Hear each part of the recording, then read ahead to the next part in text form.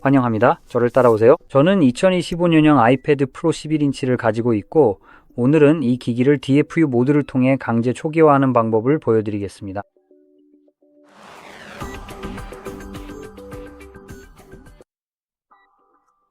저는 이번에 윈도우를 사용할 건데 보시다시피 윈도우에서 진행하지만 맥OS에서도 이 방법을 사용할 수 있습니다. 사실 과정 자체는 크게 다르지 않습니다. 유일한 차이점은 윈도우에서는 추가 프로그램을 다운로드해야 하지만 맥OS는 필요한 모든 것이 운영체제에 이미 내장되어 있다는 점입니다. 맥에서는 기기를 연결한 다음 파인더를 열면 되는데 파인더는 윈도우의 탐색기와 비슷하며 기기가 사이드 패널 어딘가에 표시될 겁니다. 그걸 클릭하면 준비가 끝납니다. 이게 첫 번째 방법입니다.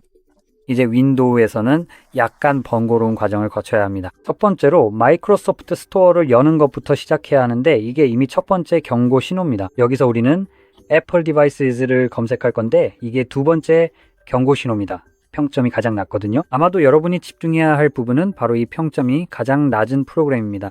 아이러니하게도 여러분이 찾고 있는 게 바로 이 프로그램일 겁니다. 이렇게 평이 형편없는 데에는 이유가 있습니다. 그 이유 중 하나는 예전에 아이튠즈가 이 프로그램보다 훨씬 더 잘 작동했다는 점입니다. 솔직히 말해서 비교해보면 아이튠즈는 실제로 2.4점이 아니라 4.1점 정도의 평점을 받아야 할 것 같아요. 그러니까 예전에는 그 프로그램에 너무 박하게 굴었던 것 같네요. 애플이 훨씬 더 형편없는 걸 만들 수 있다는 걸 생각하면요. 게다가 애플은 아이튠즈를 여러 개의 다른 프로그램으로 쪼개기로 결정했어요. 정말 대단하죠? 프로그램을 중단시키고 똑같은 기능을 여러 개의 다른 프로그램으로 나눠서 다시 만드는 게 업데이트라니요. 멋지네요. 하나의 프로그램 대신 내 PC에 더 많은 쓰레기 프로그램이 깔리는 게 정말 좋아요. 정말 굉장하죠. 정말 환상적인 선택이에요. 제가 이걸 비판하는 이유는 이제는 아이튠즈 하나로 하던 모든 걸 위해 여러 프로그램을 써야 하기 때문이에요. 이제는 애플 디바이스, 아이클라우드, 그리고 애플 뮤직까지 다 설치해야 되죠. 더 어이없는 건 애플 뮤직을 설치해도 음악 관리는 할 수 없다는 거예요. 아니요, 여전히 애플 디바이스 프로그램이 필요해요. 그러니까 먼저 여기서 음악을 관리한 다음 이 프로그램으로 가서 이게 저 프로그램과 연결되어 PC에 있는 아티스트, 음악 등 정보를 가져올 수 있게 해야 해요. 그래서 여기서 음악을 가져와서 이쪽으로 옮기고 그 다음에 태블릿으로 보내는 거죠. 정말 대단하네요. 정말 환상적인 논리입니다. 그리고 마이크로소프트의 어떤 멍청이가 이걸 2024년 음악 부문상까지 줬어요. 이 경우에는 다른 음악 플레이어나 다른 애플리케이션을 사용했을 수도 있겠죠. 이 점을 고려하면 당신 내 서비스는 가치가 없어요. 왜냐하면 애플 뮤직은 플래시라는 무손실 포맷을 재생할 수 없으니까요. 그러니까 음악을 제대로 재생하지 못하는 음악 플레이어라는 건데 적어도 최고 음질로는 재생이 안 되니 의문이 들 수밖에 없죠. 도대체 누가 이런 것에 상을 주겠어요? 그리고 음악 스트리밍 플랫폼으로서도 별로예요. 타이달이 훨씬 더 잘하니까요. 타이달은 더 높은 포맷, 더 높은 비트레이트의 음악을 제공해서 훨씬 더 좋은 음질을 들을 수 있습니다. 도대체 우리가 여기서 뭘 하고 있는 거죠? 기업들이 서로 짜고 치고 서로에게 돈을 주고 상을 주는 증거가 필요했다면 바로 이게 그 증거입니다. 그 이름이 바로 애플 뮤직이죠. 어쨌든 아마 지금쯤이면 애플 디바이스가 다운로드 됐을 거예요. 왜냐하면 시간이 좀 걸리거든요. 마이크로소프트 서버가 좀 느려서 여기서 약간의 문제가 보일 수 있습니다. 이 쓰레기 같은 프로그램이 이렇게 평점이 낮은 이유가 있죠. 이미 제 아이패드를 DFU 모드로 감지하고 있습니다. 이건 확실히 DFU 모드에 들어가 있는데 그건 제가 장담할 수 있습니다. 실제로 DFU 모드로 부팅할 때 이 모드가 사라지지 않길 바라지만 두고 봐야겠네요. 기기를 DFU 모드로 부팅하려면 이 창을 연 상태에서 여기서 아이패드를 선택해야 합니다. 여러분의 경우에는 화면이 조금 다르게 보일 수 있습니다. 여기에는 예를 들어 백업, 복원, 업데이트 등 기기에 대한 정보를 확인할 수 있습니다. 그래서 이 화면이 보이도록 해두는 게 좋습니다. 이 화면을 띄워두는 이유는 DFU 모드로 부팅했을 때 이 메시지가 성공적으로 모드에 진입했다는 유일한 구분 요소가 되기 때문입니다. 그럼 시작해 봅시다. 기본적으로 볼륨 업 버튼을 누르고 그 다음 볼륨 다운을 누른 뒤 전원 버튼을 길게 누를 겁니다. 보통은 약간 다르게 했었지만 DFU 모드로 부팅하는 방법이 바뀐 것 같습니다. 이제는 화면이 꺼질 때까지 전원 버튼만 계속 누르고 있으면 됩니다. 그리고 화면이 꺼지면 즉시 볼륨 다운 버튼도 함께 누르기 시작하세요. 3까지 세고 3이 되면 전원 버튼만 떼고 볼륨 다운은 계속 누르고 계세요. 그래서 이제 이 모드로 부팅하는 게 좀 더 간단해졌는데 이 점은 정말 마음에 들어요. 예전에는 정말 끔찍할 정도로 복잡했거든요. 사실상 같은 동작이었죠. 볼륨 업, 다운 전원 버튼을 10초간 누르고 그 다음 5초 동안 볼륨 다운을 추가로 누르고 5초 후에 이걸 떼는 시기였어요. 네, 정말 완전 엉망이었죠. 그래서 지금은 훨씬 더 간단해졌어요. 그럼 이제 볼륨 업, 다운 전원 버튼을 눌러서 시작해 볼게요. 그리고 태블릿이 꺼질 때까지 계속 누르고 있어요. 그래서 우리는 화면이 켜지는 순간만 기다리면 됩니다.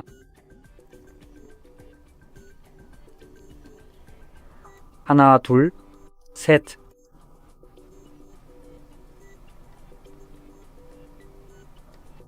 그리고 자, 여기서 문제가 생겼네요. 적어도 제 입장에서는요. DFU 모드에서는 저 메시지와 함께 기기가 사라지기 때문에 기기를 DFU 모드로 초기화할 수가 없어요. 고마워요. 애플 기기들. 정말로 자기 하드웨어 상태를 완벽하게 파악하고 있네. 끝내주네요. 자, 보통은 저기 있는 복원 버튼을 클릭하면 되고 그러면 거의 다 된 거예요. 하지만 저는 기기를 재부팅해야 하고 DFU 모드가 아닐 때 버튼이 실제로 작동하길 바랄 수밖에 없네요.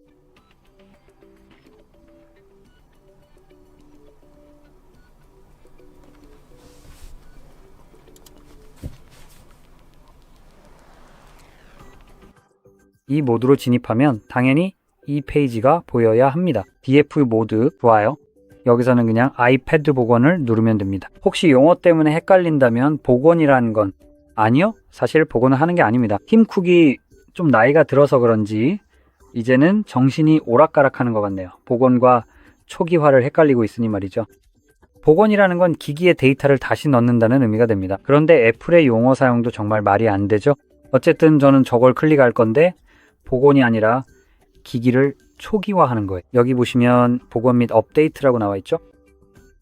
또 한 가지 말씀드리고 싶은 건 기기를 업데이트하지 않고는 이 작업을 할 수 있는 방법이 없다는 겁니다. 정말 대단하죠? 어쨌든 저는 복원 및 업데이트를 선택하겠습니다. 이제 소프트웨어 추출이 시작될 거예요. 여러분의 경우에는 먼저 소프트웨어 다운로드가 시작될 겁니다. 즉 약 10GB의 iOS를 다운로드해야 합니다. 그래서 전체적으로 보면 이 작업을 원활하게 하려면 컴퓨터에 20GB의 여유 저장 공간이 필요합니다. 어쨌든 소프트웨어 추출이 끝나면 이제 이 소프트웨어를 기기에 로딩하기 시작할 텐데 기기는 DFU 모드에 있지 않아요. 그런데 프로그램은 그 사실을 모르는 것 같네요. 그래서 그냥 잘 되길 바랄 뿐입니다.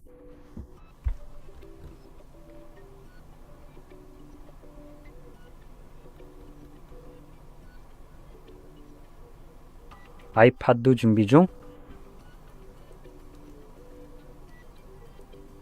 이제 아이패드 파이프를 준비해야 되는 거 아닌가요? 아이패드를 준비 중입니다.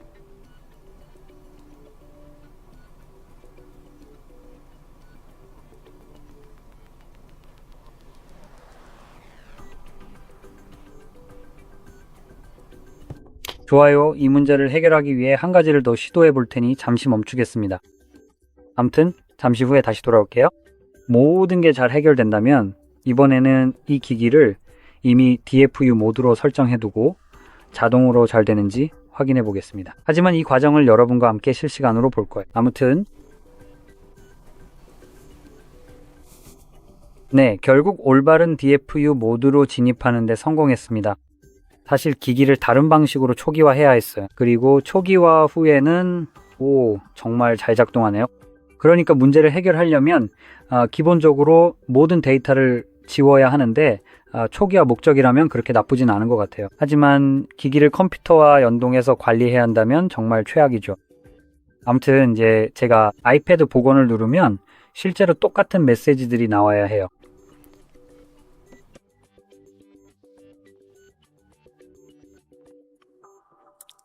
이제 프로그램을 강제로 종료했기 때문에 다시 한번 이 파일을 추출하게 될 거예요. 그리고 이제 실제로 의도한 대로 동작해야 해요. 보시다시피 지금 기기가 DFU 모드에 있습니다. 그래서 화면이 켜지지 않아요. 즉 화면이 꺼진 상태인데 이게 바로 제가 전에 보여드린 방식의 DFU 모드입니다. 그리고 여기서 기기 준비가 시작되는 순간 실제로 뭔가 반응이 나타나야 할 거예요.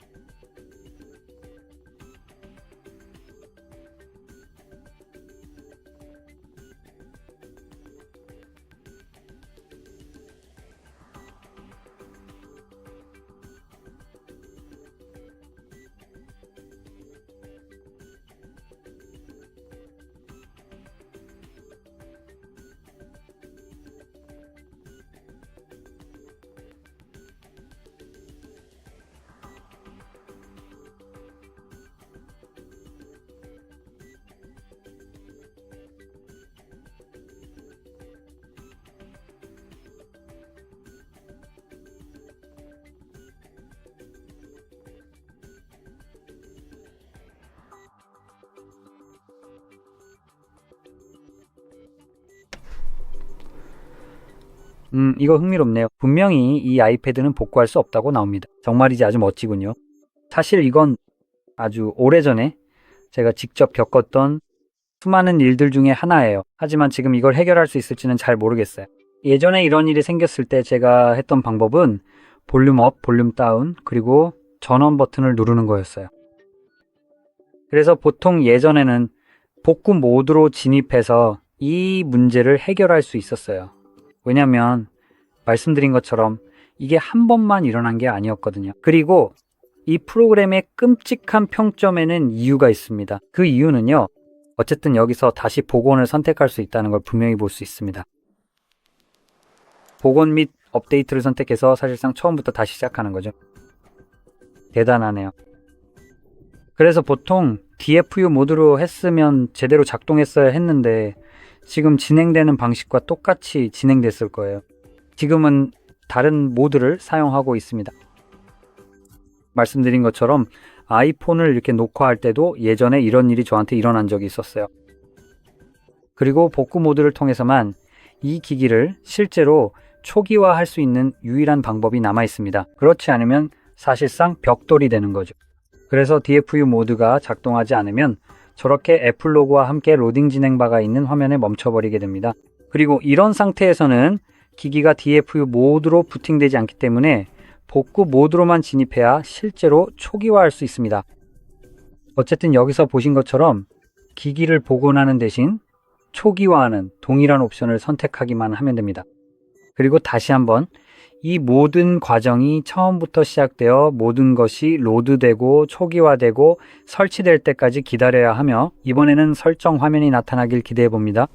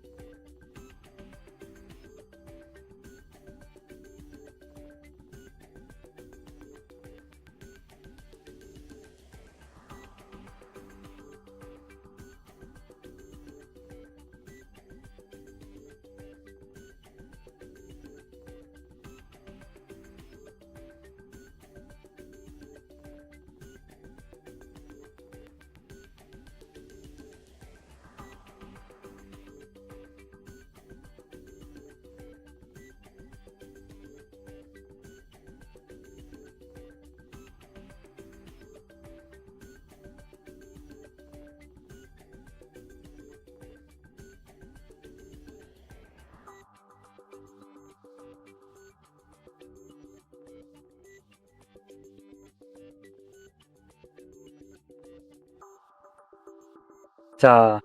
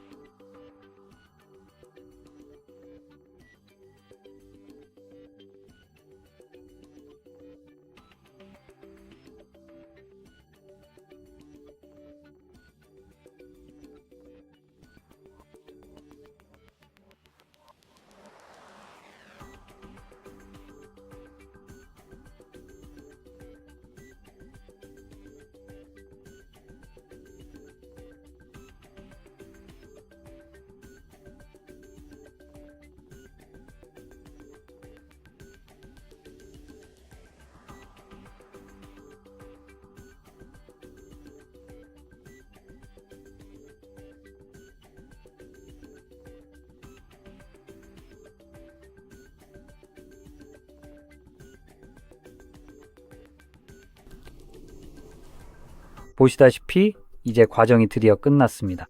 이제 원하는 대로 기기를 설정하실 수 있습니다. 이 영상이 도움이 되셨다면 좋아요와 구독을 눌러주시고 시청해주셔서 감사합니다.